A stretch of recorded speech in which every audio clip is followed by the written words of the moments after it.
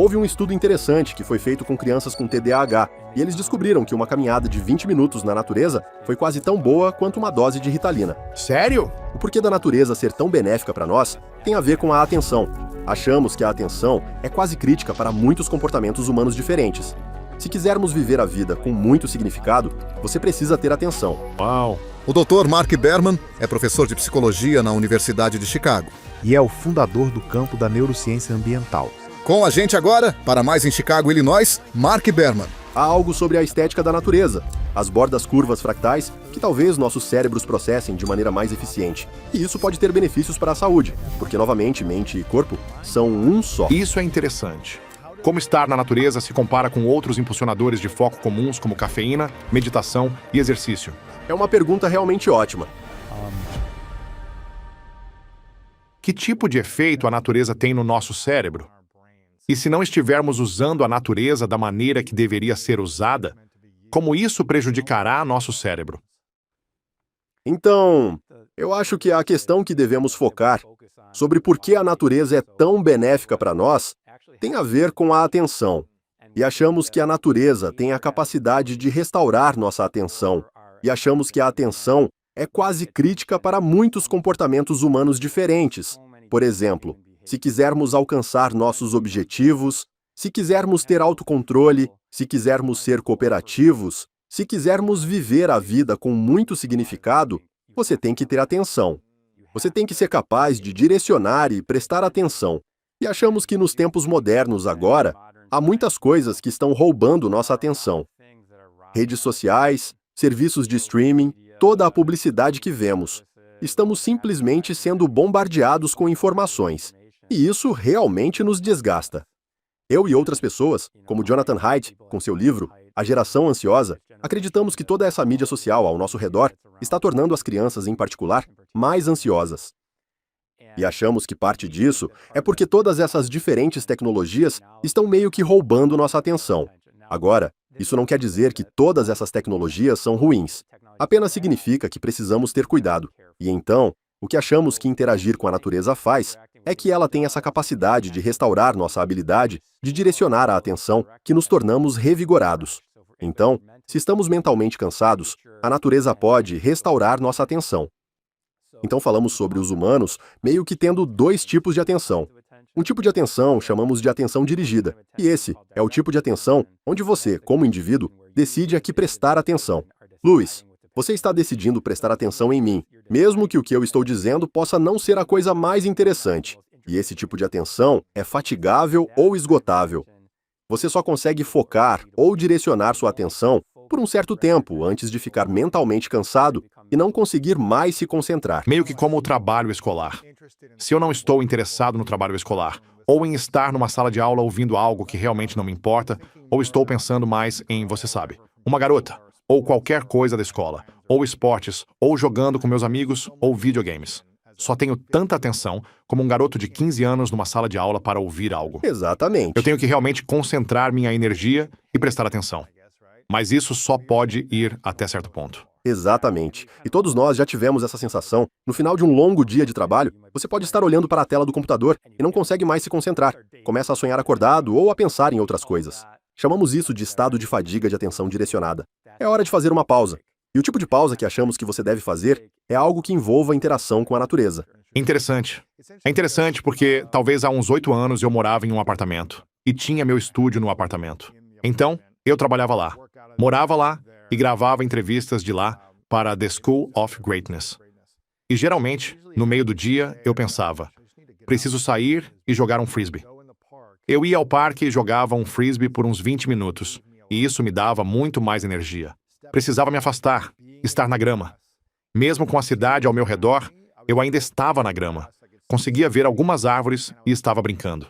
Isso realmente me deu mais atenção para voltar e fazer a próxima coisa. Exatamente. E então, uma das razões pelas quais achamos que interagir com a natureza é tão benéfico é que acreditamos que as interações com a natureza ativam um tipo diferente de atenção, que chamamos de atenção involuntária, ou às vezes as pessoas chamam de atenção de baixo para cima. E esse é o tipo de atenção que é capturado automaticamente por luzes brilhantes, ruídos altos, coisas que capturam automaticamente nossa atenção e sobre as quais realmente não temos controle. E pensamos que muita estimulação natural, como árvores, florestas, rios, essas coisas capturam automaticamente nossa atenção, o que dá à nossa atenção direcionada a chance de meio que dar uma pausa ou se reabastecer. Outra coisa que você mencionou, Lewis, que é interessante, é que você disse que quando estava jogando frisbee, meio que saiu do ambiente do estúdio e foi para outro lugar. Um dos meus mentores, Steve Kaplan, costumava falar sobre isso, que ele achava que muitos ambientes naturais dão às pessoas a sensação de estar longe, ou seja, se afastar do seu dia a dia, o que também poderia ativar essa atenção involuntária e dar à atenção direcionada a chance de se reabastecer. Quantos tipos de atenção existem? Então achamos que existem meio que dois tipos principais. Um é essa atenção direcionada. Esse é quando você está controlando no que está prestando atenção, mesmo que não seja a coisa mais interessante. Infelizmente, você só consegue fazer isso por um tempo limitado, e depois não consegue mais se concentrar. Isso é diferente dessa atenção involuntária que achamos ser capturada automaticamente por estímulos interessantes no ambiente. E é considerado que esse tipo de atenção é menos suscetível à fadiga ou exaustão. Então, você não costuma ouvir as pessoas dizerem: "Ah, não consigo mais olhar para aquela cachoeira linda. É simplesmente interessante demais. Ah, não consigo mais assistir a este filme. É simplesmente interessante demais. Preciso desligá-lo." Então a ideia, isso é o que chamamos de teoria da restauração da atenção. É uma teoria sobre por que interagir com a natureza é benéfico. A ideia com a teoria da restauração da atenção é que se você puder encontrar ambientes que não exijam muita atenção direcional, enquanto simultaneamente proporcionam estímulos interessantes para ativar essa atenção involuntária, você pode restaurar ou reabastecer esse precioso recurso de atenção direcionada. Então, a atenção direcionada, o que você está dizendo é: vou focar minha atenção em uma coisa. Sim, Tipo, uma pessoa, uma coisa, meus estudos, meu trabalho, seja o que for. Vou prestar atenção e pensar sobre essa coisa. Entendi que há apenas tanta força de vontade onde você pode manter esse foco por um certo tempo. Talvez sejam 30 minutos, talvez 3 horas, mas eventualmente você vai ficar cansado. É o que estou ouvindo você dizer. Enquanto a atenção involuntária é menos suscetível à fadiga, onde você pode prestar atenção por mais tempo e talvez você apenas fique entediado. Mas não é como... Você não fica exausto de prestar atenção, certo? isso mesmo. Isso vem de estar na natureza. Estou ouvindo você dizer que também vem de luzes brilhantes, filmes chamativos ou coisas assim que são mais fáceis de assistir? Entendi direito? Coisas que são naturalmente mais interessantes. E você pode meio que pensar, sabe? Às vezes também, podemos meio que entrar nesses estados de fluxo, Sim. quando uma tarefa é realmente interessante de fazer e você quer prestar atenção nela. Isso não requer tanta atenção direcionada, e quando falamos de atenção direcionada, eu tenho essa coisa realmente desafiadora. Eu não quero fazer isso. Eu não quero fazer Quero isso. jogar um videogame e sair com amigos. É isso mesmo. Não é que eu não queira, mas é uma questão de força de vontade. É como uma reserva de energia mental. Eu sei que tenho algo difícil para fazer, sei que preciso concluir, só que é pesado. E quando você tenta direcionar toda a atenção para dar conta da tarefa, simplesmente percebe que essa atenção focada não é infinita, que esse recurso vai se esgotando antes de terminar o trabalho. Existem outros benefícios. Para a saúde, além de melhorar o foco que estar na natureza proporciona ao corpo e à mente? Sim, é verdade. Mas uma coisa que eu queria mencionar é que não queremos minimizar a atenção, porque nós realmente acreditamos. Você sabe, quando as pessoas pensam em atenção, elas pensam muito sobre crianças se contorcendo nas cadeiras na escola, incapazes de prestar atenção, ou você sabe, eu simplesmente não consegui terminar este projeto no trabalho. Mas achamos que a atenção dirigida, é fundamental para muitos outros comportamentos. Tipo, achamos que se você não tiver atenção dirigida suficiente, pode se tornar realmente irritável, pode se tornar agressivo. Você pode ser menos propenso a conseguir alcançar seus objetivos. Você vai se tornar mais impulsivo. Então acho que uma das coisas interessantes que estamos dizendo aqui é que a atenção não é apenas sobre se concentrar na escola. É quase como ser nossa melhor versão. Precisamos dessa energia mental, dessa atenção direcionada para conseguir atingir nossos objetivos. A atenção direcionada é o que nos permite definir e manter o foco em nossos objetivos durante tempos desafiadores. Exatamente. Porque quando você define um objetivo, haverá obstáculos, desafios. Você vai precisar de repetição de algo. Você se tornou professor. Você escreveu um livro. Você está liderando um departamento agora. Isso levou décadas de pesquisa, tempo, energia e atenção focada para você desenvolver habilidades, construir relacionamentos, desenvolver estudos, pesquisar. Isso provavelmente foi tipo dias longos e tediosos, anos longos, sem obter muitos resultados imediatos que se acumulam ao longo do tempo, e isso requer atenção direcionada, foco, para fazer isso. Exatamente. E se você não tem a capacidade de desenvolver isso, então provavelmente terá dificuldades para se tornar sua melhor versão. É o que estou ouvindo você dizer. Atingir seus objetivos, avançar com projetos, conseguir um aumento de salário, seja o que for que você está procurando. Está certo. E, portanto, todo o objetivo que devemos ter, com base no que estou ouvindo você dizer como neurocientista e psicólogo ambiental, é que devemos aprender a otimizar nosso cérebro e nosso corpo para a atenção. É isso que estou ouvindo você dizer? Sim, e tratá-lo como um recurso precioso, porque, novamente, há muitas coisas no ambiente que estão competindo por nossa atenção. E outro conceito que acho importante mencionar é o tipo de estímulo que ativa a atenção involuntária. Certo. Então achamos que você quer, para obter este benefício de restauração, para restaurar a atenção direcionada, achamos que o ambiente precisa ter o que chamamos de estimulação suavemente fascinante. Quando eu digo suavemente fascinante, significa que captura sua atenção involuntária, mas não captura todos os seus recursos atencionais. Não está constantemente te estimulando. Certo. Sim, sim. Então, quando você olha para uma cachoeira, você olha para ela, mas ainda pode meio que deixar a mente vagar e pensar em outras coisas. Se estou na Times Square, isso também é super interessante. Sim. Tudo ali chama tanto a atenção que não sobra espaço para pensar em mais nada. Você não pode se concentrar em, criar algo nesse espaço. Não, é muito avassalador. Você está em modo de estímulo. Ah, tudo é incrível, mas você não consegue se concentrar em criar algo de verdade. Isso mesmo. Não deixe espaço para nenhum tipo de reflexão. Então, como um neurocientista estudando isso, quais são as 5 principais coisas que você faz ou tem no seu ambiente todos os dias para maximizar sua atenção para o crescimento em sua vida pessoal e profissional? Então, algumas coisas. Uma delas, eu tento ser muito consciente quando estou entrando em um estado de fadiga de atenção direcionada. E eu geralmente não tento insistir. Não tenta? Não, eu digo, preciso fazer uma pausa. E a razão pela qual eu digo isso, porque, ao continuar insistindo, você pode até conseguir terminar, mas eu acho que não vai ser tão eficiente. Não será seu melhor trabalho. Então, o que eu Sim. costumo fazer é o seguinte. Quando percebo que estou entrando nesse estado de fadiga da atenção dirigida, começo a ficar irritado, sem foco, sem conseguir me concentrar, eu penso, quer saber? Preciso dar uma pausa em contato com a natureza. Sério? Sim, Faça uma pausa e faça uma pausa na natureza. é a primeira dica. Se você se sentir exausto ou cansado, Estou esgotado mentalmente. É como se eu tivesse energia física. Não preciso ir dormir, mas a minha cabeça não consegue focar. às vezes você pode ter que... Você não tem o luxo de fazer isso.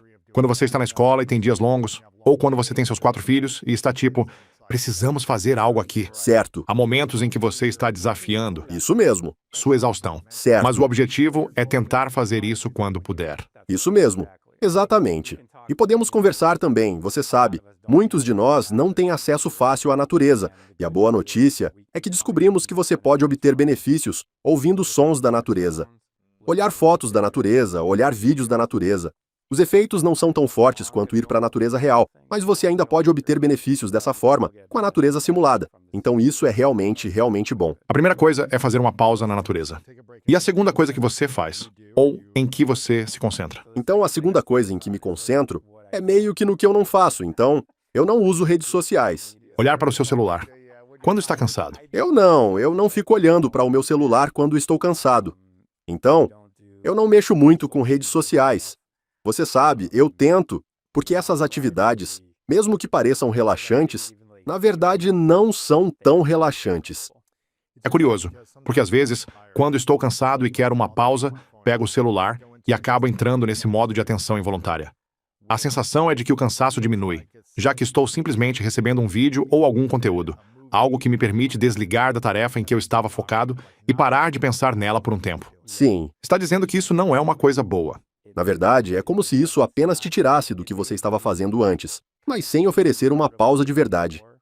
Então, quando você tenta voltar à tarefa, percebe que está com ainda menos energia e com a atenção menos focada, Ainda está cansado? comparado a quando fez a pausa. Faça uma pausa na natureza e evite as redes sociais ou o celular, se puder. Novamente, não estou tentando demonizar as redes sociais, Claro, simplesmente não é relaxante. não é relaxante. Não. Certo. Terceira coisa, Terceira coisa é, eu tenho filhos. E gosto que eles interajam com a natureza e gosto de levá-los para a natureza. Mas eu não considero isso uma pausa para mim. Sério? Não. Porque aí você ainda tem que lidar com as crianças e, tipo, garantir que elas não estão se machucando ou caindo em alguma coisa, né? E eles choram, nem sempre querem ir, Sim. certo? Então isso exige muita energia mental para mim, para tirá-los de casa para fazer isso. Não é como se você estivesse sentado lá, tomando sol na floresta ou algo assim, relaxando enquanto seus filhos estão lá fora. Isso mesmo. Você tem que prestar atenção. Estou usando energia mental, atenção direcionada. Calce seus sapatos. Sim. Nós estamos indo. Não, eu não quero ir, pai. Não, nós vamos lá, certo? Isso requer atenção direcionada. Então isso não conta como uma pausa para mim. Isso é bom para meus filhos, mas não é. Não é minha pausa. A outra coisa, talvez chamemos isso de, tipo, o quarto elemento, é que quando eu vou para a natureza, eu não uso fones de ouvido, não olho para o meu telefone e vou sozinho. Então você não vai ouvir música também? Não. Não. Porque eu quero que todos os meus sentidos sejam capturados pela suave e fascinante estimulação da natureza. E vai sozinho? E eu vou sozinho. Você não quer ir com ninguém da sua família. Isso é uma coisa diferente. Será diferente, por exemplo, às vezes, quando minha esposa e eu estamos tentando entender algo complicado, alguma questão que precisamos resolver, saímos para caminhar na natureza e conversar sobre o assunto. Isso é bom, claro, mas não é exatamente... É como se a natureza ajudasse a gente a se comunicar melhor, só que não chega a ser uma pausa de verdade, nem para mim, nem para ela. Então, Sim. quando você está conversando com alguém, está usando muita atenção direcionada. Está mesmo. Então, Interessante. isso, para mim, é meio que um processo solitário. E há mais alguma coisa que você faz? Uma quinta coisa? Uma quinta coisa. E quanto ao seu ambiente pessoal em casa, como organizou para garantir que a natureza esteja envolvida de alguma forma? Eu realmente agradeço muito a minha esposa por isso.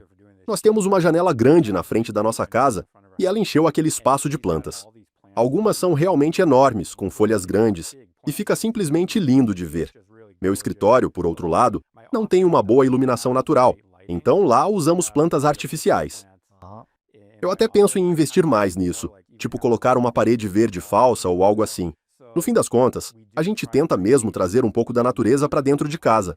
Quais são os benefícios de ter plantas verdes artificiais em sua casa ou escritório, ao invés de ter uma planta verde viva?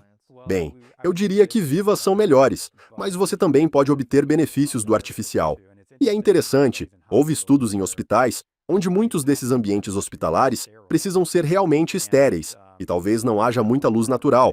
E eles colocam plantas falsas, vegetação falsa nesses hospitais. E as pessoas relatam se sentir mais calmas no hospital. Eles não estão tão agitados, mesmo quando sabem que é uma planta falsa. Então isso é meio interessante também. Às vezes, só de poder imitar alguns desses padrões na natureza, Interessante. pode trazer alguns desses benefícios. Quais são os benefícios para a saúde, além da atenção focada, que estar na natureza traz para as pessoas? Sim, é realmente incrível, na verdade, e tem consequências realmente importantes. Então talvez eu comece com o estudo que fizemos em Toronto. Então, nós tínhamos dados de saúde de cerca de 35 mil pessoas em Toronto. E tínhamos um conjunto de dados incrível, onde o Departamento de Florestas da Universidade de Toronto catalogou cada árvore em terras públicas na cidade de Toronto.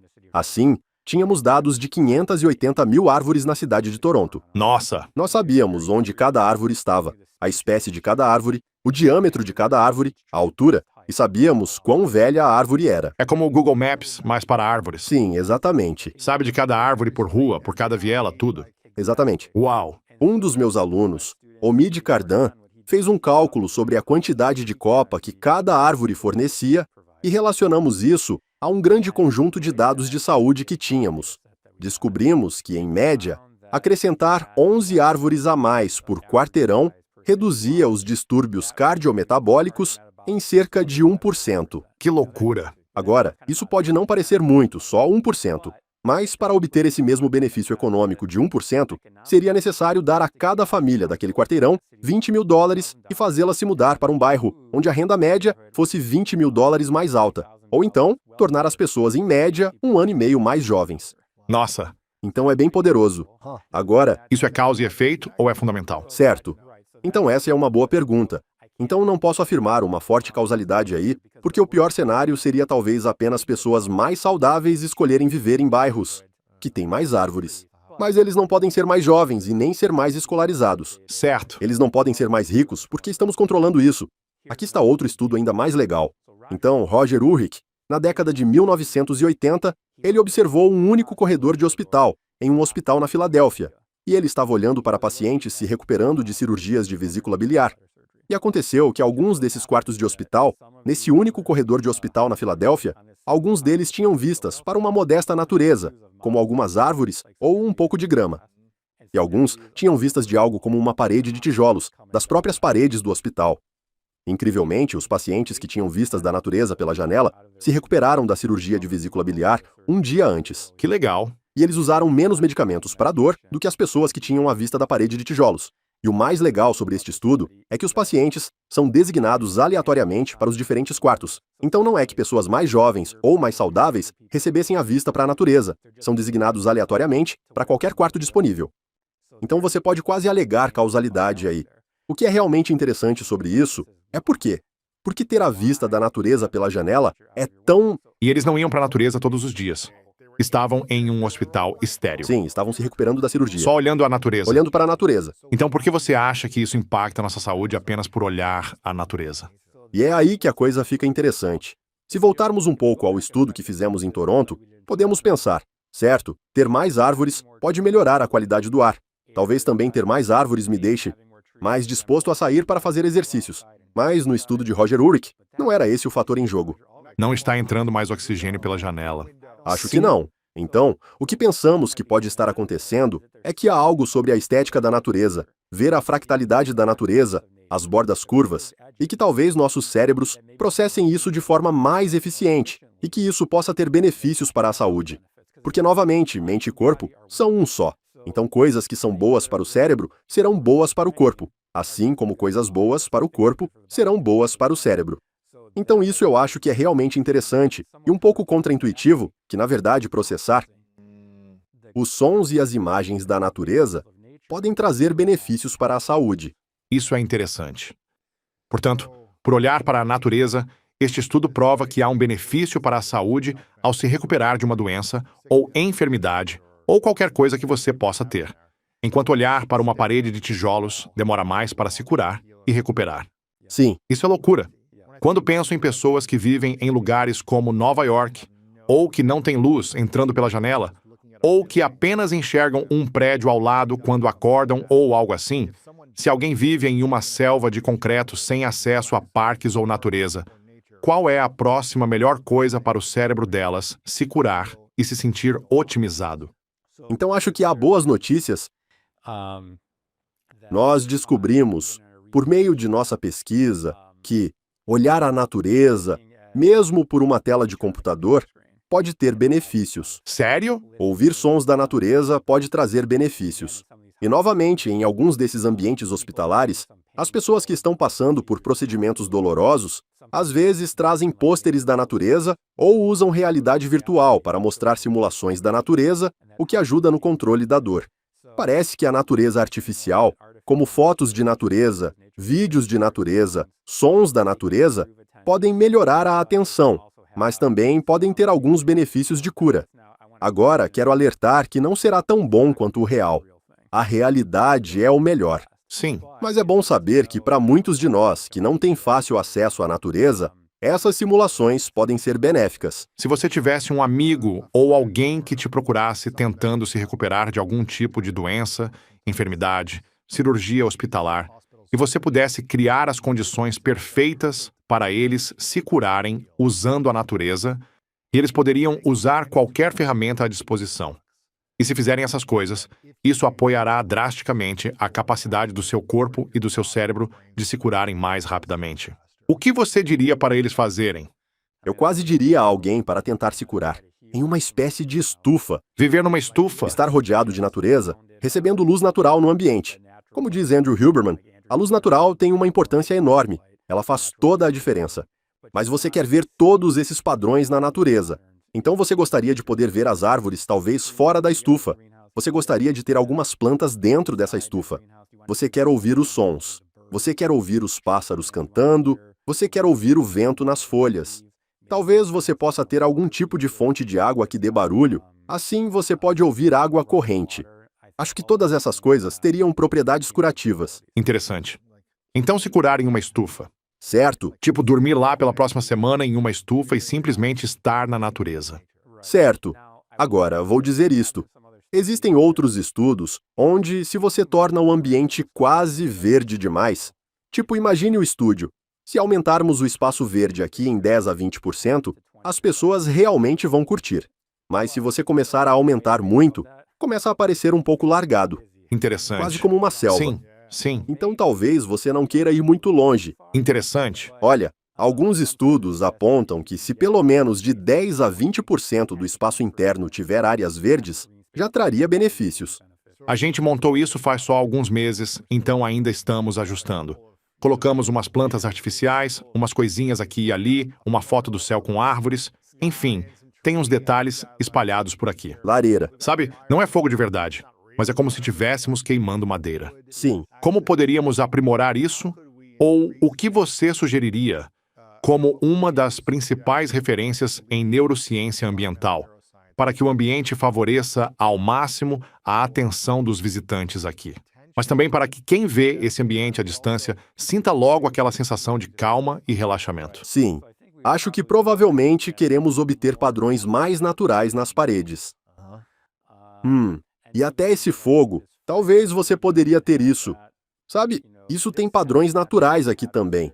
E as pessoas falam sobre A chama, certo? a chama, sim. Isso, e até os estalos, o som. Eu amo esse som. Então, novamente, qualquer coisa em que você esteja imitando os padrões da natureza, achamos que pode ser. Pode ser benéfico. Então você adicionaria mais plantas? Colocaria mais algumas? Sim, mas acho que você poderia ter. Mesmo que seja falso, tipo uma parede verde suspensa. Sério? Sim, tipo até... Interessante. E algumas nas laterais. Isso pode ajudar? Pode ajudar. Legal. E uma fonte de água? Acho que não daria porque é muito barulhento, né? Talvez, mas se for suave, quem sabe. Bem tranquilo. Certo. Tipo um pequeno riacho. Isso mesmo. E outra questão. Como a experiência de estar na natureza se compara a outros estímulos geralmente usados para melhorar a concentração, como cafeína, meditação ou exercício físico? Qual é o impacto, por exemplo, de passar uma hora simplesmente sentado na natureza, em comparação a tomar café, malhar ou meditar? É uma pergunta muito boa, realmente. Não tenho uma resposta simples. Na verdade, um dos meus alunos comentou sobre isso, dizendo que valeria a pena fazermos uma comparação. Já sabemos um pouco sobre como isso se relaciona com a meditação. E os efeitos são bastante similares à meditação. A boa notícia é que enquanto estar na natureza e olhar para a natureza não nos exige muito esforço. É só sentar ou deitar-se. Pelo menos parecia, para essas exposições de curto prazo, de aproximadamente 10 a 20 minutos na natureza e 10 a 20 minutos de meditação, efeitos semelhantes. Houve um estudo interessante realizado com crianças com TDAH e descobriram que uma caminhada de 20 minutos na natureza para essas crianças que tinham TDAH era quase tão boa quanto uma dose de Ritalina. Sério? Sim, Uma dose de Ritalina era como estar na natureza por 20 minutos. isso mesmo. Para crianças com TDAH. Isso mesmo. Uau! Quando alguém começa a dar Ritalina ou outro remédio para a atenção a uma criança, para que ela consiga mais foco, o que acontece com a capacidade do cérebro dela de se autorregular quando não está usando o remédio? Quero dizer, em comparação com aprender ferramentas e estratégias como passar tempo na natureza, meditar ou outras práticas que não envolvem medicação. Certo? Bem, você sabe, eu não sou um especialista em farmacologia. A Ritalina meio que age um pouco como cafeína. É meio contraintuitivo. Na verdade, dá a eles mais energia para se concentrar. Eu não acho que estamos em um ponto ainda onde poderíamos dizer: para crianças com TDAH, podemos apenas prescrever interações com a natureza e elas não precisam tomar Ritalina. Eu não acho que estamos lá ainda. Mas eu acho que estamos no ponto em que podemos dizer: olha, caminhar na natureza, estar na natureza, poderia ser um complemento à Ritalina. E não é só para TDAH. Sabe, descobrimos que caminhar na natureza é realmente benéfico para pessoas que sofrem de depressão. Na verdade, a caminhada na natureza para pessoas que sofrem de depressão foi ainda mais eficaz do que nossos resultados com pessoas que têm depressão não clínica. Sério? E agora você tem pessoas que... O que está dizendo é que pessoas com depressão têm melhores resultados ao estar na natureza do que pessoas sem depressão indo para a natureza. Isso mesmo. Então, as pessoas sem depressão indo à natureza Descobrimos que quando faziam uma caminhada de 50 minutos na natureza, elas melhoravam sua capacidade de foco em cerca de 20%, em comparação com uma caminhada em um ambiente urbano. E se sentiram mais felizes em geral? Ou se sentiram menos deprimidos? Ou qual é o... Olha, o que eu acho interessante é o seguinte: muita gente tem aquela intuição de que as pessoas simplesmente gostam mais da natureza, e por isso se sentem bem, e que é daí que vêm os benefícios. E isso é verdade até certo ponto.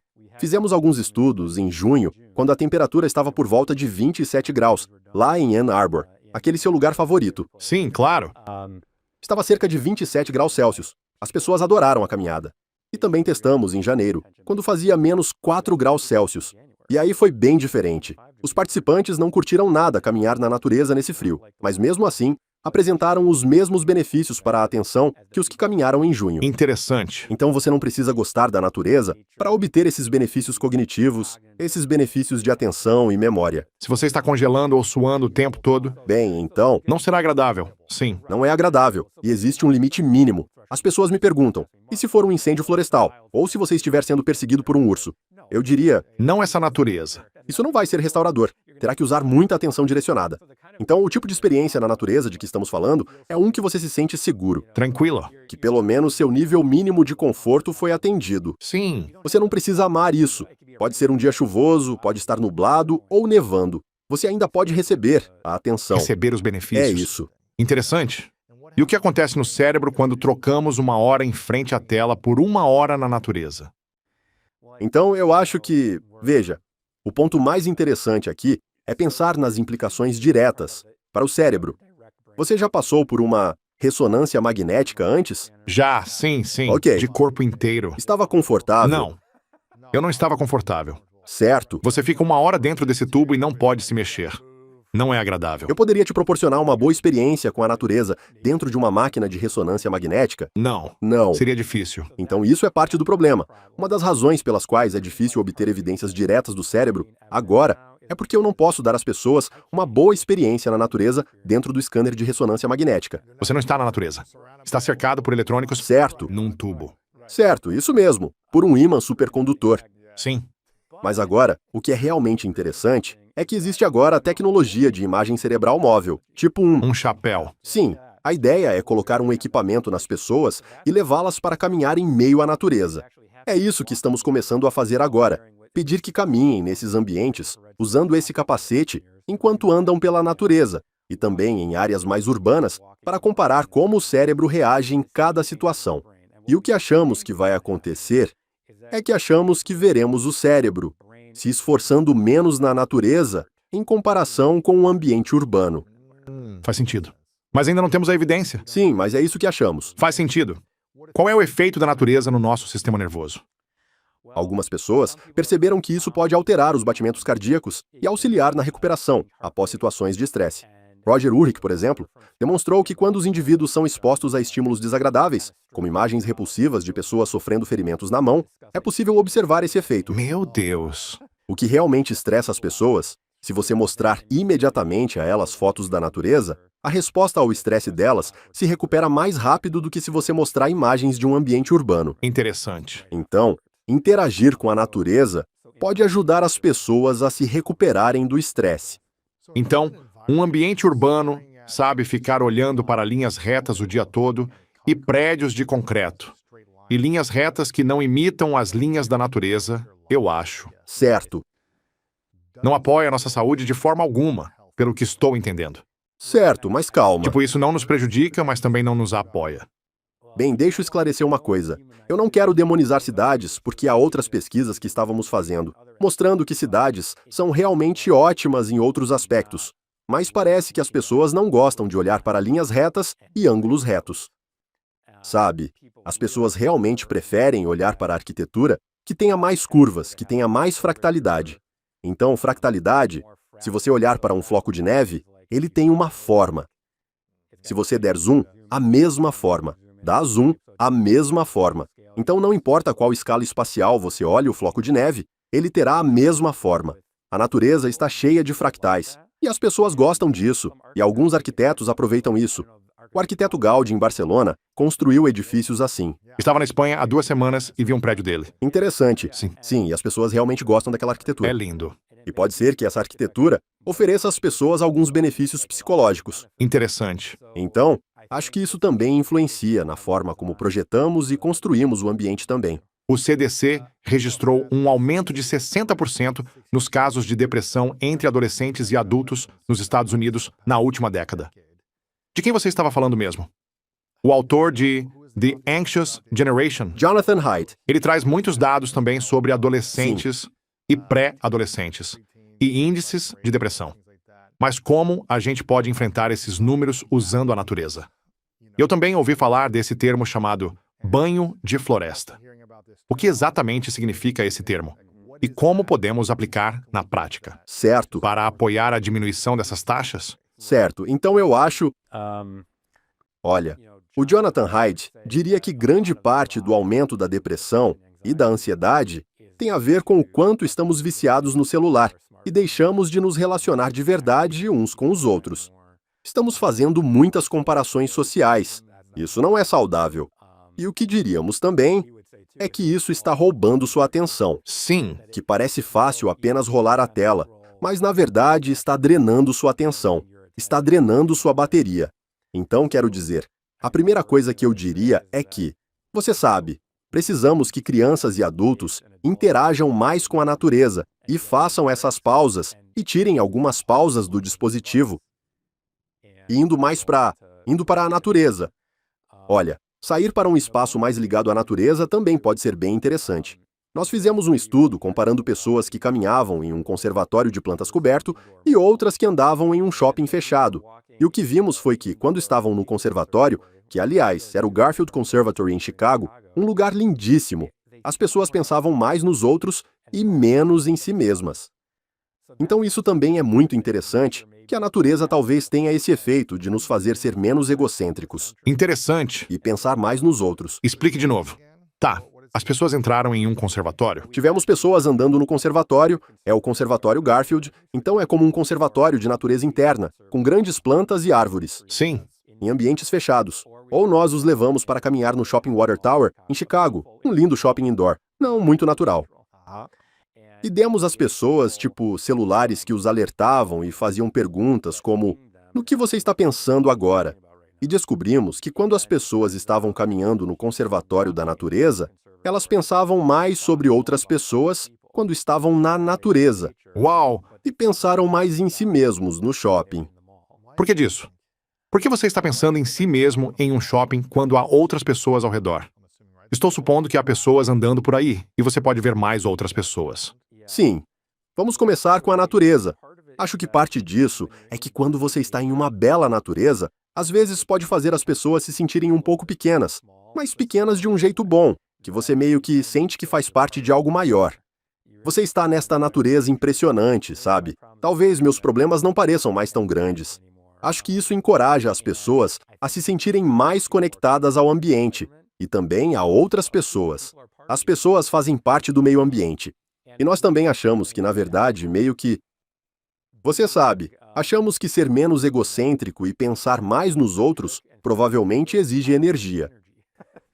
Então, se você está aumentando sua atenção dirigida, Você pensa nos outros? você pensa nos outros. Interessante. Quero dizer, então, no shopping, Pensa em comprar para você. exatamente. O que posso conseguir para mim? Quero ficar bem. Sim. Você se compara com outras pessoas, o que elas têm? Quero isso. E as pessoas se sentiam mais impulsivas no shopping. O ambiente foi projetado para esse motivo. Eles querem que as pessoas comprem coisas. Eu acho que parte da nossa pesquisa, e o que falamos no livro também, é que, em parte, isso é mais do que apenas natureza. Isso é sobre o ambiente em geral, o ambiente físico em geral. E o ambiente físico em geral tem um impacto significativo no nosso comportamento. Acho que às vezes, como humanos, esquecemos isso porque temos tanto controle sobre o ambiente. Sim, Mas isso não significa que estamos imunes ao ambiente. isso é interessante. Tem isso. Como é que se chama? Deixe-me ver. Eu acho que tenho algo aqui que quero te perguntar. Ah, sim. Você viu a tendência da geração Z de preciso tocar grama? Não. Então, tem uma trend no TikTok ou nas redes sociais de pessoas da geração Z dizendo preciso sair tocar grama. E eu acho que é sobre quando eles estão em um ciclo de vício, estão nos seus celulares sem parar, presos nas suas telas, ou não saíram para fora e sentem que precisam sair e realmente sentir a grama. Interessante. E sentirem-se conectados a algo que não é apenas um dispositivo digital. Sim, De apenas obsessão ou autoindulgência, mentalidade de escassez do que falta para você, ou seja, o que for. sim. O que acontece quando saímos e tocamos o chão e a grama, sentimos a terra? Existe algo que muda instantaneamente em nossos corpos quando tocamos a grama? Quer dizer, acho que isso acaba voltando para essa questão da conexão, a sensação de estar mais ligado ao mundo físico. Existe um livro bem interessante chamado The Finnish Way, ou O Jeito Finlandês, em português. É meio clichê dizer que os países nórdicos ou escandinavos são melhores em tudo e acabam sendo mais felizes. Mas um dos pontos marcantes na Finlândia é o hábito de estar sempre em contato com a natureza, até nadando em lagos ao ar livre, mesmo em temperaturas extremamente frias. E esse é um aspecto que ainda não exploramos tanto. Eu estive na Polônia e passei uma semana lá com Wim Hof, apenas nos rios congelados. Quero dizer, não completamente congelados, mas rios muito frios. Subimos uma montanha que estava com neve e gelo, estávamos quase sem roupas, apenas de shorts e tênis. E estava extremamente frio, mas você se sentia mais feliz, mesmo que fosse desconfortável. Sim, Era por um propósito, certo. era controlado, Certo. não ficaríamos lá por horas. Sim, Não morreríamos congelados. Era calor extremo e frio extremo. Estávamos fazendo de 5 a 10 minutos em banhos de gelo e todas essas coisas. E havia algo sobre sentir o ar frio sim, e estar na água fria. sim, E pulando de um penhasco em um rio congelado. sim, Tinha algo sobre estar descalço e em contato direto com os elementos sim, que foi muito curador para mim. Foi desconfortável, mas foi libertador, revigorante. sim, Me deu vigor, todas essas coisas. sim. E acho que esse é justamente um ponto que a gente quase não abordou, porque é mais difícil de estudar. A maioria das pesquisas acaba se concentrando mais no visual da natureza ou nos sons, mas o aspecto tátil, Sim. o contato físico com a natureza também é fundamental. A sensação de tocar a grama, sentir a textura da casca de uma árvore, isso faz diferença.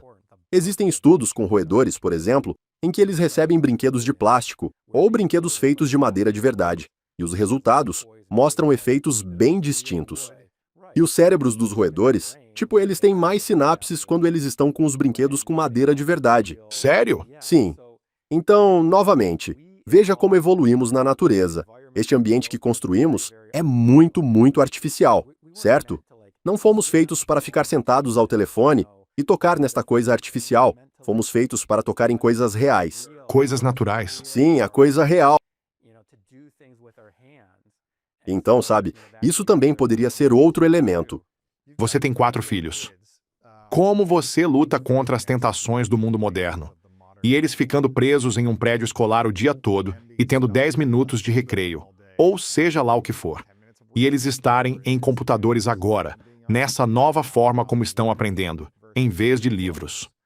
E como você lida com tudo isso sabendo que é um professor ocupado, com muitas responsabilidades e seus filhos estão na escola, presumo, mas você conhece os efeitos colaterais de todas as coisas que eles estão vivenciando. Sim, Como você combate a sociedade moderna, a pressão dos colegas, os sistemas escolares que são lentos para evoluir e mudar para as crianças se sentirem na natureza? Como você lida com isso? é desafiador. Mas eu acho, você sabe, que é sobre moderação. Nós deixamos nossos filhos assistirem televisão. Ah, sim. Sabe, minha filha mais velha, ela tem um celular. Não deixamos eles terem redes sociais. Eles não têm isso. Escolhemos viver em um... Somos sortudos, somos afortunados. Escolhemos viver em um bairro que está próximo a 2 trilhas naturais. Então as crianças podem ir lá. Agora, enquanto estamos tendo esta conversa, meus filhos estão na casa de campo da família da minha esposa, que fica a cerca de 2 horas ao norte de Toronto, onde eles estão pescando. Isso é legal? Sabe?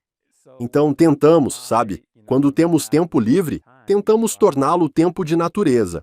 Sim, Mas é difícil. sim. E eu acho que isso é uma coisa, Lewis, que talvez possamos fazer juntos, é que vamos tornar isso mais fácil. Quero dizer, isso é importante. E uma coisa que me deixa louco sobre as escolas é que elas estão meio que cortando o recreio. Então agora eles querem ter um dia escolar de 8 horas, eles não querem dar muitas pausas para as crianças, porque querem dar o máximo de instrução possível. Mas se 4 horas após o início do dia escolar, você estiver em um estado de fadiga de atenção direcionada, pode não estar aproveitando nada das últimas 4 horas. Nada mesmo. Então imagine isso. Imagine que ainda é o dia escolar de 8 horas. São 6 horas de instrução em sala de aula e 2 horas de contato com a natureza. De brincarem lá fora. Certo? Seria incrível. É possível, quero dizer, é possível que as crianças realmente aprendam mais. Vão ir melhor. Vão ir melhor nos estudos. Mas se eu disser isso para as pessoas, elas meio que apenas riem de mim, tipo, o que é isso? Sabe? Sim. Parece um pouco hippie ou algo assim. Mas é possível. Porque simplesmente seguir em frente não parece estar funcionando. Assim como, você sabe, Matthew Walker falou sobre sono. Costumava-se pensar, você dormirá quando estiver morto. Você não precisa dormir. Não, acontece que se você não dormir, vai morrer. Sim. Mais cedo. Sim. E eu acho que estamos meio que dizendo a mesma coisa sobre a natureza, que se não estamos interagindo com a natureza e fazendo coisas na natureza, simplesmente não seremos nossa melhor versão. Estou esperando gêmeos e é 2025. Vou ter 2 filhos chegando ao mundo em 2025. Se pudesse dizer, hipoteticamente, em um mundo perfeito, é assim que você deveria estruturar para que seus filhos prosperem da melhor forma possível. Enquanto agora, quando vejo crianças saírem do hospital que estão recebendo, não sei, 1 milhão de injeções e são colocadas em cobertores de plástico imediatamente. Têm sapatos nos pés. Estão cobertas de roupas sintéticas imediatamente. Eles provavelmente nem tocam no chão, na natureza mais. E são colocados em ambientes controlados. Temperatura perfeita, e então colocados em escolas em prédios de aparência industrial por 20 e poucos anos de suas vidas. Se você pudesse dar uma receita de como os pais poderiam criar filhos para tentar estabelecer melhores condições. Agora, eles podem não ter os luxos ou a capacidade de se mover ou criar o ambiente. Mas se você pudesse ter o ambiente perfeito, como um neurocientista ambiental que pudesse tentar otimizar a conexão cérebro e corpo com as crianças hoje, que ambiente você criaria para elas? Com que frequência estariam na natureza? Tipo, o que você eliminaria de suas vidas e o que adicionaria? Quero dizer, mais uma vez, vai ter muita natureza real em suas vidas o tempo todo. E uma coisa que descobrimos também em nossos estudos, você sabe, os adultos geralmente gostam de natureza. Mas também fizemos um estudo com crianças e mostramos a elas fotos tipo, você gosta mais desta foto de natureza ou desta foto urbana? As crianças gostaram mais da urbana. Sério? Sim, Por quê? não sabemos exatamente. Se você mostrar uma foto de um belo lago com montanhas e de uma foto da cidade de Nova York, cheia de prédios, Sim, as crianças vão se sentir atraídas pela cidade? isso mesmo. Interessante. E só quando ficam mais velhos que começam a gostar mais da natureza. Então, aos 4 e 5 anos, eles preferem o urbano. À medida que envelhecem, começam a gostar mais da natureza. É porque é tão estranho para eles? Talvez sua atenção involuntária é como, essa coisa brilhante que é diferente. E isso pode ser parte disso. Você sabe, talvez a natureza seja muito entediante para eles. Sabe, você não pode perguntar a um bebê de 6 meses, o que você gosta mais? Mas você pode ver para onde eles olham. E esses bebês de 6 meses olham para o urbano. Teve mais atenção. Eles tentam pegar. É como se você olhasse para a Dora Exploradora ou algo assim, como um desenho animado. Certo? Vai chamar sua atenção. Certo. Em vez de olhar para fora, você poderia dizer, o que é essa luz brilhante? Sim. Mas não vai ser Certo. relaxante. Certo, certo. Mas o que eu acho que é crítico aqui, porém, é que, e as crianças de 4 e 5 anos nos nossos estudos, as suas preferências também não coincidiram com as dos seus pais. É apenas quando eles envelheceram que suas preferências se assemelham às de seus pais. Então, esse amor pela natureza é aprendido. E por isso, acho que é importante que demonstremos isso aos nossos filhos. Precisamos sair para a natureza. Temos que mostrar a eles que a natureza é importante. Não podemos apenas dizer a eles. A inclinação deles, na verdade, é para o urbano. Sim, sim. Então temos que mostrar para eles a natureza, e há tantas coisas que podemos fazer. Novamente, os humanos têm tanto controle sobre o ambiente físico, mas nós meio que construímos o ambiente físico para mover mercadorias de forma eficiente e abrigar pessoas de forma eficiente. Sim. Nós não construímos o ambiente para, tipo, dar a você a melhor atenção, ou para torná-lo mais cooperativo, ou para te dar o maior contentamento. Então eu acho que é isso que queremos começar a fazer. Queremos essa revolução da natureza que vai incorporar a natureza em todos esses aspectos. E infelizmente também, Sinto que as cidades, muitas vezes, especialmente na América do Norte, são tão centradas em carros. Então tem esse belo parque em Chicago, o Parque Jackson, projetado por Frederick Law Olmsted, o mesmo arquiteto paisagista que projetou o Central Park, mas não tem a mesma sensação do Central Park. E me lembro de levar meus filhos a este parque. Estávamos caminhando no parque e um carro passou voando, e literalmente uma calota voou do carro na nossa frente e começou a girar ao nosso redor.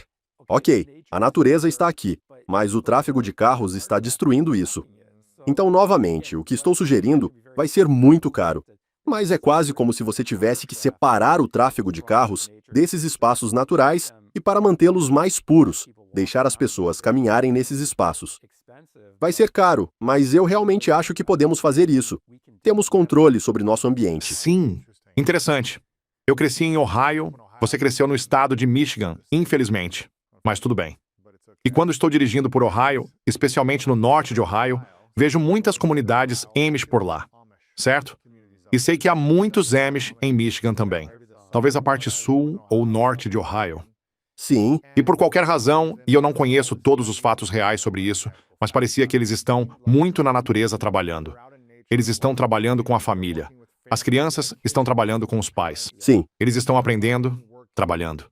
Estão ao ar livre a maior parte do tempo. sim. Parece que não há muita obesidade. Não estão usando celulares, ou se estão, é muito mínimo apenas para fazer ligações de negócios, eu acho.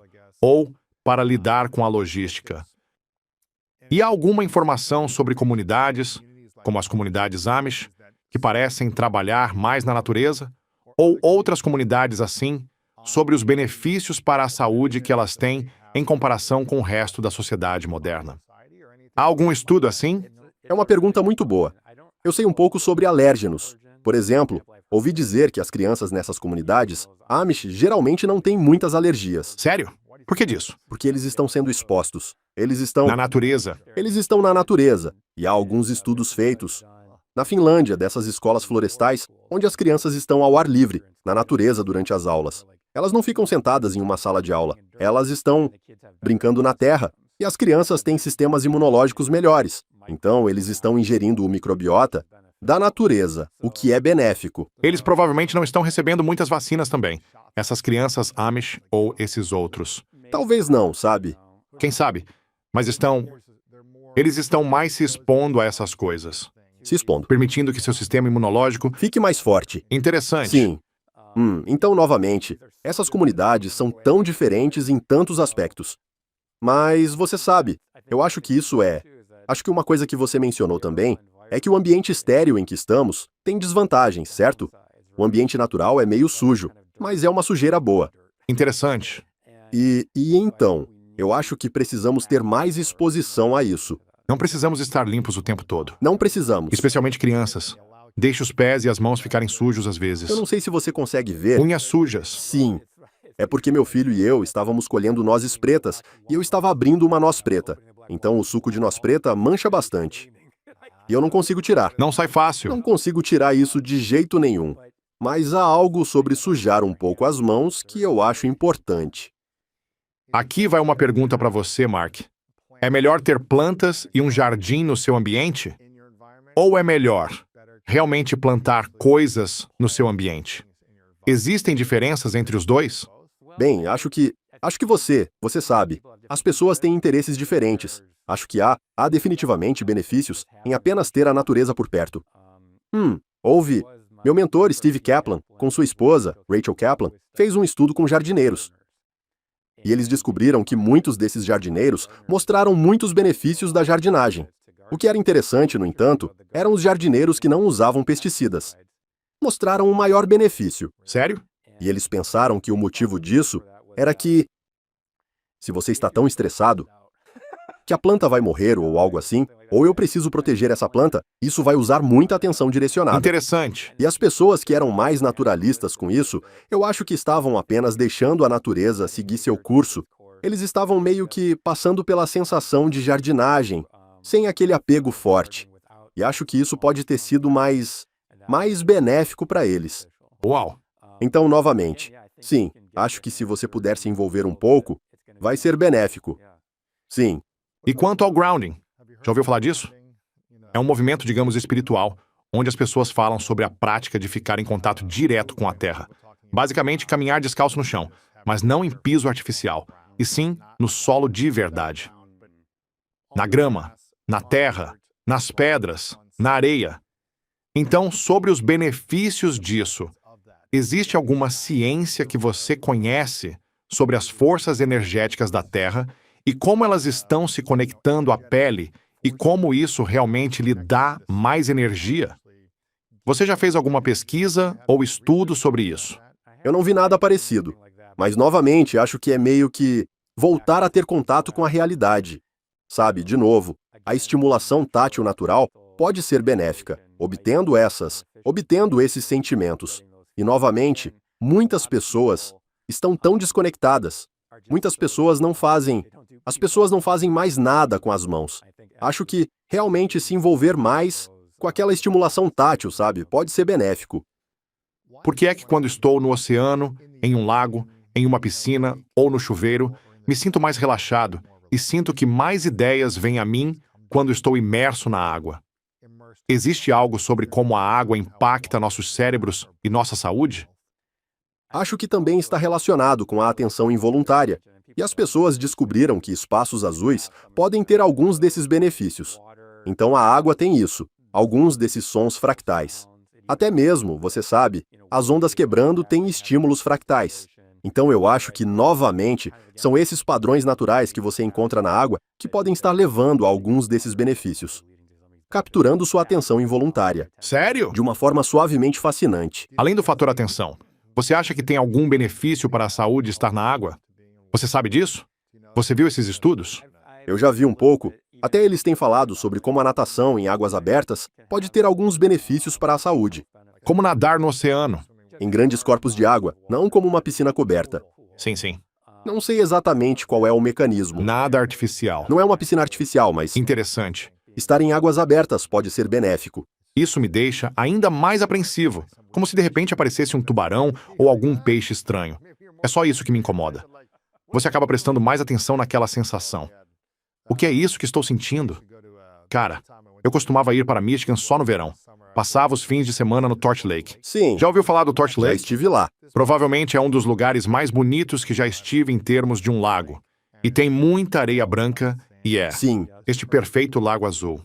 sim. É uma pena que não seja em Ohio, mas sim em Michigan, então temos que cruzar a fronteira. Mas é lindo. É bonito. É simplesmente tão calmante, Sim, é um lago muito profundo. muito profundo. A única coisa negativa que eu diria sobre o Torch Lake é que às vezes há muitos barcos. Muitos barcos.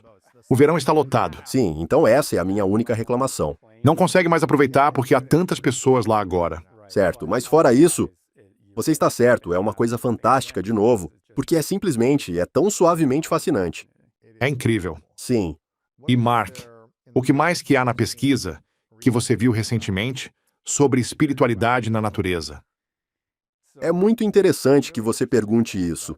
Havia uma fundação privada chamada TKF Foundation, agora se chama Nature Sacred, e eles construíram cerca de 150 parques na área de DC, Baltimore, Annapolis, Maryland. E essa fundação construiu esses bancos característicos nesses parques, esses bancos de madeira, e embaixo do banco havia um diário ou caderno e as pessoas podiam escrever seus pensamentos nas entradas do diário. Então, o que essa fundação fez foi digitalizar todas essas entradas do diário. Então, eles tinham tipo 12.000 entradas do diário que foram digitalizadas. E então estávamos interessados em saber sobre o que as pessoas estão pensando ou escrevendo nesses parques. Então, uma das minhas ex-alunas, Kate Schertz, ela analisou todas essas entradas de diário e descobriu-se que as pessoas eram bastante reflexivas nesses parques, escrevendo coisas sobre a natureza e o tempo e o lugar, mas também coisas relacionadas à espiritualidade. O que também foi interessante é que tínhamos fotos de muitos desses parques, então pudemos quantificar quantas bordas curvas havia nesses parques. E descobriu-se que a quantidade de bordas curvas nos parques estava correlacionada com as pessoas escrevendo mais sobre espiritualidade. Sério? Sim. Então por que disso? O que está acontecendo lá? Essas bordas mais curvas no parque. O que significa? E são curvas feitas pelo homem ou curvas da natureza? Pode ser ambos. Uma árvore terá muitas bordas curvas. Alguns desses parques também tinham um labirinto, como esse tipo de labirinto que você atravessa. Isso também tinha bordas Sim. curvas. Um labirinto para caminhar dentro. Então, ainda não sei bem o porquê, mas tinha algo sobre as coisas artificiais feitas pelo homem no parque, ou mesmo eram todas coisas naturais. Então o que a Kate fez, e isso é muito correlacional, não sabemos o que está acontecendo. Então Kate planejou um estudo onde mostraria às pessoas uma imagem de natureza ou de um ambiente construído, e poderíamos manipular quantas bordas curvas havia no ambiente, por exemplo, quantas árvores havia ou quão intrincada era a arquitetura. E acontece que se a imagem tivesse mais bordas curvas, as pessoas pensavam mais sobre espiritualidade. A coisa fica ainda mais louca. Então, uma maneira que manipulamos bordas curvas foi, na verdade, às vezes colocando água, porque a água plana não tem muitas bordas curvas. Sim, sim. Então talvez houvesse algo em ver a água que você não considerasse espiritualidade. Eu realmente não acredito nisso, mas para contornar isso, o que Kate fez foi embaralhar a imagem. Então ela pegaria todas as bordas curvas e as embaralharia. Então parecia uma pintura de Jackson Pollock. Você não pode realmente dizer o que é, mas preservou todas as bordas curvas. E acontece que se essa imagem, que parece arte abstrata, tivesse mais bordas curvas, as pessoas pensariam mais sobre espiritualidade. Interessante. E isso é meio que independente Sobre a natureza. da natureza, certo? É apenas de ver bordas curvas. Você tem um exemplo disso no livro ou é mais recente? Ah, temos uma imagem de exemplo no livro. Você sabe onde está mais ou menos? Pode demorar um segundo. Certo. Sim, estou tentando encontrar aquela página onde mostra a imagem intacta. E então, Alterada. onde embaralhamos isso? Eu tenho isso no meu computador. Isso seria na página 140? Bingo. Isso aí. Sim, sim. Boa. Vi isso mais cedo aqui. Sim. Certo. É isso. Então é como uma imagem da natureza. E depois uma imagem de algo como prédios e alguns bancos. Certo. E então você embaralha. Isso mesmo. Certo. Isso mesmo. Olhando para a natureza na imagem com mais curvas, estando embaralhado, você não consegue realmente dizer o que é. Certo. Mas é mais agradável. Eles pensam mais sobre espiritualidade. Que interessante. Certo. Observando apenas uma imagem embaralhada de curvas, ao invés de linhas retas deste outro prédio. Faz sentido para mim. Sim. Página 140. Sim. A natureza e a mente. Legal. E então você tem os dois. Sim. O da direita aqui tem bordas mais curvas. Então as pessoas pensam mais em espiritualidade, olhando para Sim. aquele ali em comparação com aquele outro. Sim. Então, na página antes, 138, você tem algo que tem menos bordas curvas. Estas têm menos bordas curvas e mais bordas curvas na natureza. Versus menos bordas naturais curvas e mais bordas curvas Certo. em cidades urbanas. Sim. Então, se você estiver numa cidade urbana, mas a arquitetura for mais curva e fluida, Sim. poderia ser mais esteticamente agradável pensar espiritualmente em vez de... As pessoas gostam mais, mas também pensarão mais sobre espiritualidade. Interessante. Então, se você estiver neste ambiente, Sim. as pessoas pensam mais sobre espiritualidade neste ambiente em comparação com aquele. Interessante, não é? Sim. Com bordas mais arredondadas. Mais curvas. E uma borda curva não significa que você precisa ter um grande Não. círculo. Pode ser pequeno. Pode ser muitas folhas com bordas curvas. Isso mesmo. Interessante. Isso é muito legal. Porque neste exemplo aqui, com menos bordas curvas, está no oceano. Então você vê muita água. Pode haver benefícios em ver água. Ou ouvir as ondas. Sim. Mas você não está pensando tanto se não é tão curvado. Você não... Talvez isso não faça você refletir tanto sobre espiritualidade. É uma daquelas coisas também em que, tipo, eu não sei, Lewis, se existe um ambiente perfeito para isso. A questão é, o que você quer que as pessoas tirem dessa experiência? Você quer que elas pensem em espiritualidade? Ou você quer melhorar mais a atenção deles, tipo... Ou talvez estar na água seja mais curativo para o corpo. Exato. Tipo, quais são os propósitos disso? Exatamente, exatamente. Para não ficar mais confuso, você sabe o que é a teoria das janelas quebradas? Não. A teoria das janelas quebradas é essa teoria sociológica que, se você vir janelas quebradas, ou grafites, ou lixo, isso sugere que as pessoas não estão prestando atenção e você pode, tipo, roubar ou cometer crimes. Certo? Tá bom. Então isso é meio interessante. Tipo, dá para cometer crimes nesse espaço? É mais favorável porque ninguém está observando. É um indicador social. Está quebrado. Está abandonado. Está abandonado, certo? Se houver algo lá, entre e ninguém vai ver. Ninguém vai ver. Sim, sim. Ninguém estará te fiscalizando. Então, já fizeram uns estudos assim lá pela Europa. É curioso, eles colocam, por exemplo, uma caixa de correio com um pacote e-mail para fora e dentro uma nota de 5 euros, só para observar se alguém vai tentar pegar. Interessante. E se a caixa de correio não tiver grafites, talvez 10% das pessoas roubem a nota. Mas se a caixa de correio tiver grafites, 30% das pessoas Sério? roubarão. E eles simplesmente pensam psicologicamente: ninguém vai me pegar. Isso mesmo. Ninguém está vendo. Ninguém está me vendo. Certo, certo. Interessante. Ninguém está olhando mesmo. Mas aí a gente ficou pensando, será que é só o grafite que causa isso? Ou será que o grafite, por ser meio bagunçado, passa essa sensação de desordem e, de alguma forma, processar essa bagunça acaba levando as pessoas a trapacear mais? Então fizemos um estudo onde demos às pessoas um tipo de teste de matemática meio bobo. É mostrado uma matriz de números com duas casas decimais, e elas têm que encontrar os dois que somam 10.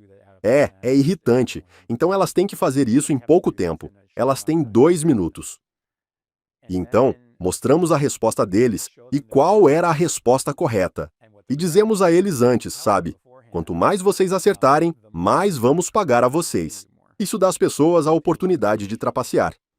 Interessante. Entre fazer a prova de matemática e se corrigirem sozinhos, nós mostramos a eles imagens que variam entre mais caóticas e menos caóticas. Como no caso do Jackson Pollock, um monte de traços aparentemente sem sentido. E descobrimos que, quando mostramos as imagens mais caóticas, eles têm mais chance de trapacear. Interessante. Essas bordas arredondadas estão fazendo as pessoas pensarem sobre espiritualidade, mas elas também podem fazer com que as pessoas trapaceiem mais. Eu costumava colar o tempo todo na escola. Primeiro, porque eu era dos piores da turma. Não é que fosse algo engraçado. Quer dizer, até tem um lado meio irônico, mas não deixa de ser algo ruim, entende? Mas eu colava direto. Era quase como uma forma de sobrevivência. Sempre fiquei lá embaixo nas notas. Todos os anos tive professores particulares, na faculdade e até no fundamental. E mesmo assim, eu simplesmente não conseguia prestar atenção. Era muito difícil para mim manter o foco. Depois da primeira hora de aula, já não entendia mais nada do que o professor falava. Ler e escrever era um desafio enorme. Então, acabava me sentindo derrotado. Sim, E só penso em a escola terminar para eu poder ir brincar. sim, E você fica preso em uma mesinha e tem que sentar assim. E há tanta pressão mental. Pelo menos foi assim para mim. sim. Era uma questão de sobrevivência. Encontrei maneiras de trapacear nas provas, nos deveres de casa. E não é algo de que me orgulho quando olho para trás, mas foi realmente uma estratégia. Sim? E eu me pergunto se há alguma pesquisa sobre quanto alguém trapaceia ou rouba se eles estão mais na natureza, versus se eles estivessem apenas presos em uma caixa industrial, em uma mesa industrial, você sabe, 8 horas por dia, sendo forçados a prestar atenção em algo que é realmente difícil de entender, e tem a pressão de ter um bom desempenho, versus apenas estar na natureza. Sim. Eu me pergunto se teria trapaceado menos, sabe? Roubado menos, todas essas coisas, apenas trabalhando do lado de fora em vez de dentro. Sim. Essa é uma questão interessante. Então eu não sei exatamente sobre trapaça. Minha hipótese seria que, se você está mais na natureza, isso reduziria a trapaça. Essa seria a minha hipótese. Está mais relaxado e calmo. Bem, eu acho que, de certa forma, Luiz, acho que trapacear era a coisa fácil a fazer.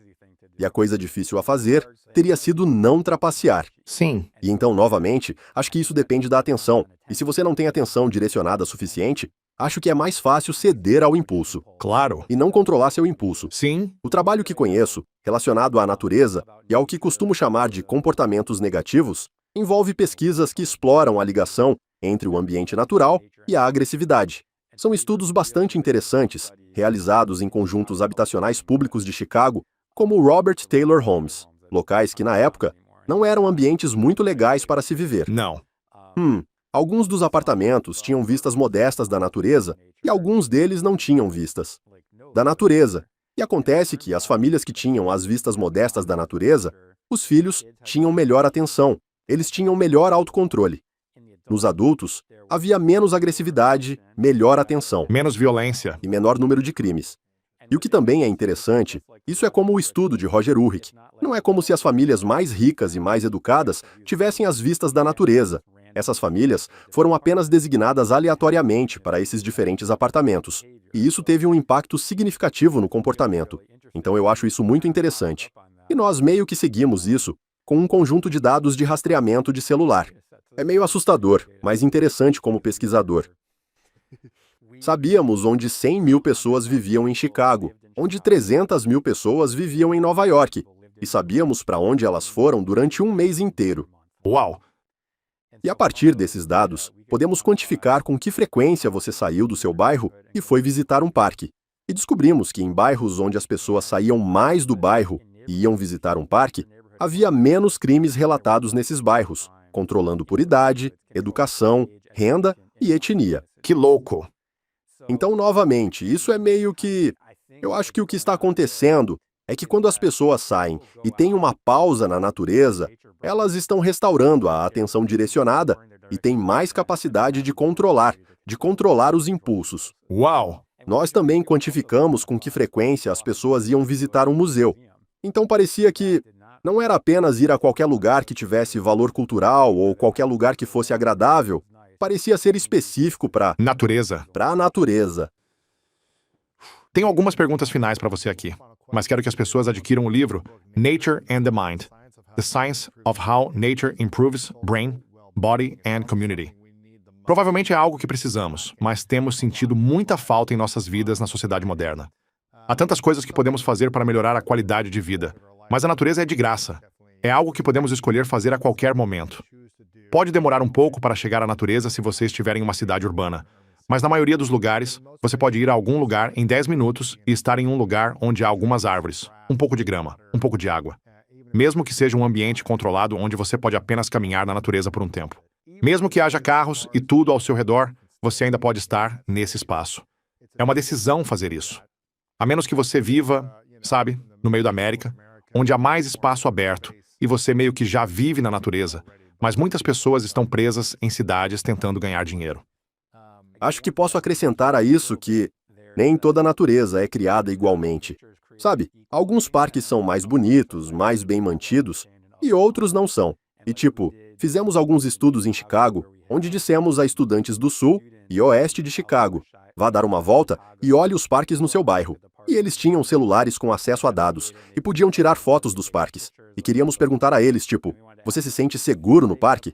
Você acha que o parque é bem cuidado? E acontece que muitas dessas crianças disseram, Não se sentem seguros. não se sentiam seguros lá. Se não se sente seguro, não está recebendo o benefício. Você não vai conseguir os benefícios. E então eu acho que você não pode simplesmente colocar o parque ali. Tem que ser bem mantido. E as pessoas têm que se sentir seguras lá. Se houver crimes lá, não há benefício. Então, o que eu acho, e é realmente meio deprimente, é que em muitas partes dos Estados Unidos e nas grandes cidades, há alguns parques legais, mas as pessoas não se sentem seguras neles, então não vão aproveitar os benefícios. Isso é tão interessante. Agora que você está dizendo isso, algo acabou de vir à minha mente. Eu me casei no início deste ano, e na manhã do meu casamento, lembro que eu apenas senti que precisava estar na natureza. Então eu fui sozinho para apenas refletir sobre a minha vida, antes de casar. Não é que eu estivesse questionando se ia casar. Certo? Apenas, isso está acontecendo. É um grande momento. Sim. Vou dar um tempo para apenas refletir sobre isso. Antes da loucura de ter as pessoas lá e tal. E eu fui fazer uma caminhada na natureza sozinho por 1h30. Perto daqui, há uma caminhada linda que é meio que no meio de Los Angeles. Mas parece que você não está em Los Angeles. E você está cercado por árvores, e não pode ouvir os carros, e você apenas vê as montanhas e o horizonte. Foi um momento tão espiritual e reflexivo, estando sozinho, fazendo uma caminhada na natureza, antes de esse grande momento de mudança de vida acontecer. E realmente me permitiu refletir sobre tudo, apenas relaxar e me acalmar antes do que estava prestes a acontecer. E eu nunca me arrependo de fazer uma caminhada na natureza. Quando você faz isso, nunca se arrepende, eu queria estar no meu celular na última hora. Você sempre se sente melhor. É como ir à academia. É como ter uma boa noite de sono. Você nunca se arrepende de dormir bem. Você nunca se arrepende de comer uma refeição saudável.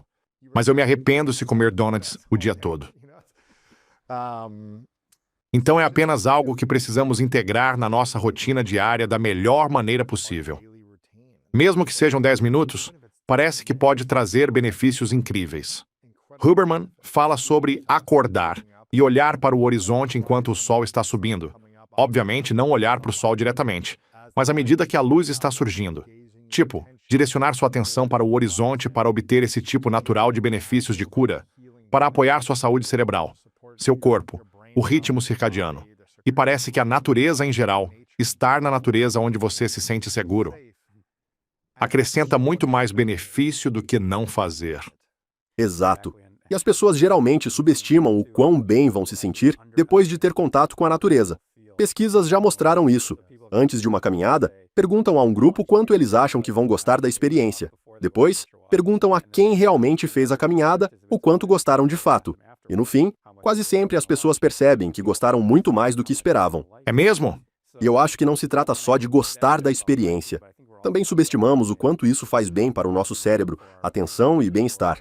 Como sociedade, acabamos não reconhecendo o verdadeiro impacto positivo que o contato com a natureza pode trazer. Uau! Mark, há mais alguma coisa que você queira acrescentar sobre isso que não tenhamos abordado hoje? Acho que abordamos muitos dos principais pontos. Uma coisa também é que não se trata apenas de gostar, que você não precisa amar a caminhada na natureza para obter esses benefícios cognitivos. Acho que isso é importante. Acho que você pode obter alguns desses benefícios com a natureza artificial, as fotos, os sons. Não é tão forte quanto a coisa real, mas pode ser realmente benéfico. Esses benefícios refletirão em sua saúde física, E saúde espiritual? espiritual, e então também que as pessoas são menos agressivas. Outros estudos descobriram que quando as pessoas interagem com a natureza, elas veem as pessoas como sendo mais humanas, o que eu acho que também está meio que relacionado a menos agressão. Então é realmente benéfico em todos esses diferentes níveis. Muitos benefícios. Faço essa pergunta a todos no final, chamada As Três Verdades.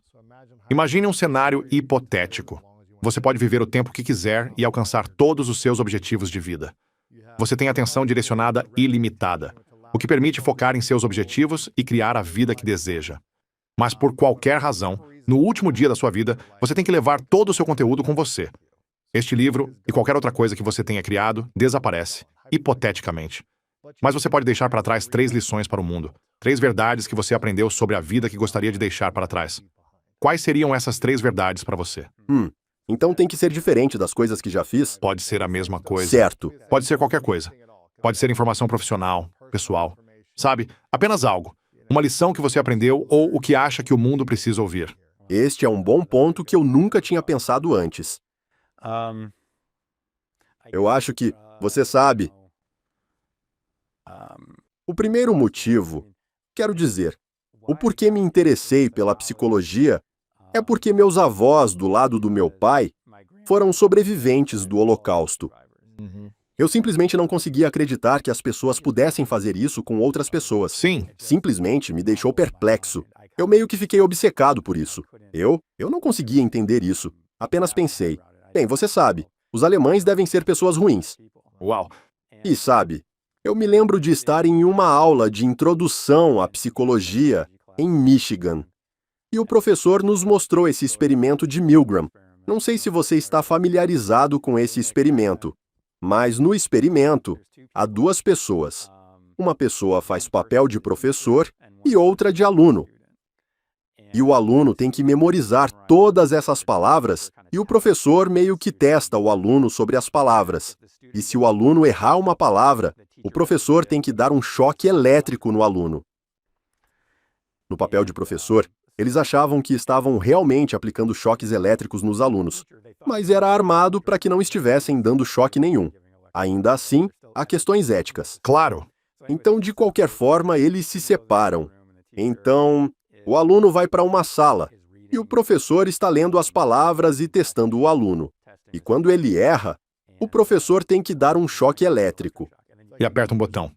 Ele acha que... Ele acha que está dando um verdadeiro choque elétrico no estudante. E ele pode ouvir o estudante gritar.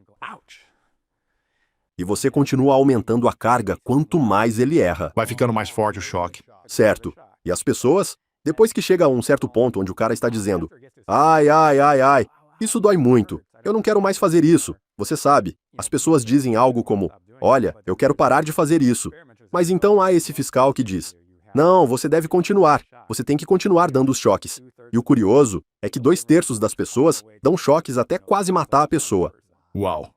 E eu me lembro de ver aquele estudo e pensar, oh meu Deus, tipo, isso realmente abalou o meu mundo. Pensei tipo, eu poderia fazer coisas ruins, sabe? Eu acho que sou uma pessoa legal, mas talvez em circunstâncias diferentes, eu poderia fazer coisas ruins. Sim, sim. E então acho que isso foi uma lição muito forte para mim, onde não é. Quero dizer, todos nós nascemos com capacidades diferentes, mas muitos dos nossos comportamentos são bastante determinados pelo ambiente. Interessante. Então, uma lição que eu pensaria é que o ambiente realmente impacta nosso comportamento. Tipo, pode fazer alguém ser bom, pode fazer alguém ser mal. E eu acho, você sabe, agora sabemos tanto sobre o que torna difícil para pessoas. Não ter recursos suficientes, se preocupar com comida, crime, todas essas coisas, tornam isso difícil. E eu acho que o que estamos tentando impor é, talvez possamos projetar ambientes que possam, tipo, fazer as pessoas boas ou melhores. E precisamos levar isso a sério, que não somos imunes ao ambiente. Então há muito nisso, mas eu acho, Claro. aquela lição que o ambiente ao nosso redor tem tanto impacto no nosso comportamento, você pode pensar, alguém é apenas uma pessoa má, ou alguém é uma boa pessoa. Bem, pode não ser tão simples.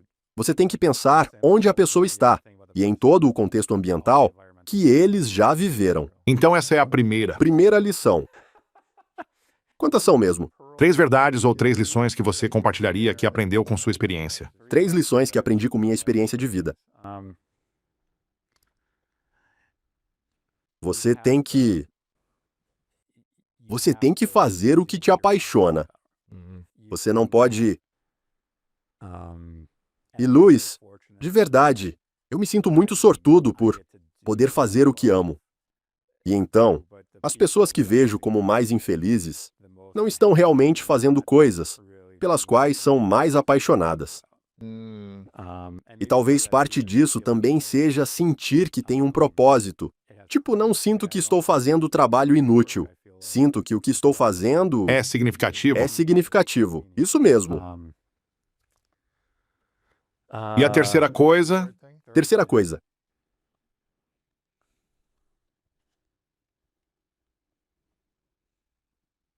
Bem, talvez essa seja um pouco controversa, eu acho. Quer dizer, talvez não controverso, mas eu não sei. Eu tive uma infância um pouco complicada, não de uma forma ruim, mas como eu cresci, minha mãe se converteu ao judaísmo. Então eu tenho... Metade da minha família não é judia, metade da minha família é judia. E tipo, eu me lembro de ir à escola hebraica e eles dizerem, tipo, você tem que casar com alguém judeu, sabe? Você tem que... Disseram isso pra você? Sim, no geral. Sim, sim, sim. E então... Mas sabe, eu não me casei com uma judia, mas era muito complicado na minha cabeça. Será que o papai fez algo errado? Essas coisas. Claro. E eu acho que a verdade é que, cara, eu meio que... Quer dizer, isso vai soar muito simples. Eu não gosto de grupos. Nunca gostei de grupos. Nunca gostei de clubes. Está falando do pensamento de grupo? Pensamento em grupo, ou apenas de se identificar em um grupo. Porque eu me preocupo que quando as pessoas se identificam como grupo, elas dizem tipo, Eu sou isso. eu sou essa coisa. Então você não se identifica como um cara de Michigan, certo? Isso é por diversão. Para coisas divertidas. Você tem que quebrar essa identidade, sabe? Você tem que quebrar isso. Eu sabia que quando falasse aquilo, falaria algo assim. O único grupo em que você pode estar. E mais nenhum outro. Cara, eu sabia que me pegaria nessa. Mas, sabe, eu só sinto que grupos, Sim, invariavelmente, quando você está em um grupo, pensa que é melhor do que o outro grupo. claro. Está excluindo em vez de incluindo. É excluente. E sim, sempre me incomodou. E então, Mas você também está em grupo. Você é professor de uma universidade. Isso é um grupo. sim, É um professor. sim. Se você é um neurocientista e está numa comunidade de neurocientistas. É como se você estivesse... Mas o principal é que não é exclusivo. Tipo, você pode trazer pessoas. Então acho que eu só sinto que, sabe, eu nunca gostei muito de clubes exclusivos. E eu só meio que sinto que, sabe, somos todos humanos. Estamos meio que todos no mesmo barco. Sim, E eu só meio que gostaria, Estamos tentando pertencer. todos estamos tentando pertencer, e eu gostaria que pudéssemos ver isso com mais frequência, que somos meio que, todos nós meio que temos o mesmo destino. Nós só temos que trabalhar juntos. Não podemos ser tão tribais, nos agarrando ao grupo. Interessante. Ok, então. Só até chegar à temporada de futebol. Sim, então, quando você cortar seu cartão de associado, me mande uma foto quando cortar e diga: eu não faço mais parte deste grupo. Isso foi realmente inspirador. Nature and the Mind. The Science of How Nature Improves Brain, Body and Community. Exceto quando você faz parte do grupo de Michigan. A última pergunta para você é: qual é a sua definição de grandeza? Cara, essa também é uma pergunta difícil.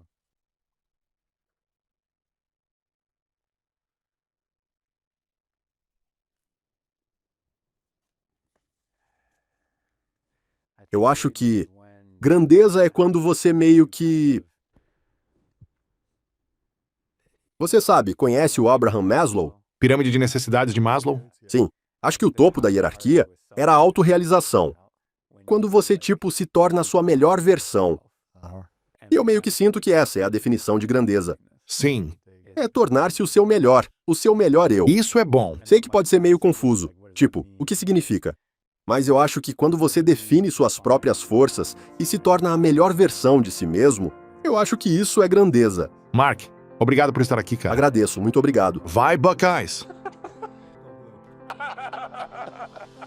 As taxas de ansiedade, especialmente em crianças, triplicaram em 15 anos. Transtornos de ansiedade diagnosticados por pediatras triplicaram em 15 anos. As taxas de TDAH triplicaram desde 2010. Em 14 anos, triplicaram as taxas.